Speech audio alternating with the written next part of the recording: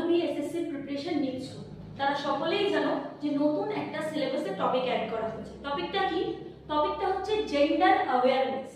এই gender awareness সম্পর্কে তোমাদের মধ্যে কারো ধারণা আছে বা কারো ধারণা নেই। এটার গুরুত্বপূর্ণ একটা টপিক হলো জেন্ডার আর সেক্সের মধ্যে কি পার্থক্য রয়েছে। যখন তোমরা ফর্ম ফিল আপ করো তখন কোনো কোনো কলামে দেখবে জেন্ডার লেখা আছে, আবার কোনো কোনো কলামে সেক্সও লেখা থাকতে পারে। এবার আমরা সবাই জেন্ডার আর সেক্সকে কনফিউজ করি। দুটো ট্রান্সলেশন করলে দুটো ট্রান্সলেশন একই বেরোয় লিঙ্গ, কিন্তু ট্রান্সলেশন করলে হবে না। এর মানে বুঝতে হবে। সেক্স হচ্ছে জন্মের সময় নির্ধারিত থাকে। একটা শিশু যখন জন্মগ্রহণ করে সে পুরুষ হবে কিংবা নারী, এটা ফিক্সড, কিংবা আদার কোনো জেন্ডার, তো এটা ফিক্সড থাকে। তাই জন্য এই জিনিসটাকে আমরা সেক্স বলি, এটা একটা বায়োলজিক্যাল ফ্যাক্টর।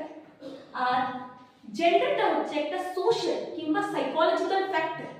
এটা সমাজের এক্সপেকটেশন একটা নারী কিংবা পুরুষের কাছে কি থাকে সেটাকে বোঝায়। তার মানে সেক্স হচ্ছে ফ্যাক্ট আর জেন্ডার হচ্ছে এক্সপেকটেশন। যেমন ধরো মেয়েদের পিঙ্ক কালার ভালো লাগে, এটা সমাজের ধারণা।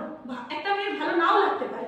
ছেলেদের ব্লু কালার ভালো লাগে, কিংবা একটা মেয়ে বলেই সে রান্না ভালো পারে, একটা ছেলে বলেই সে গাড়ি চালাতে ভালো পারে।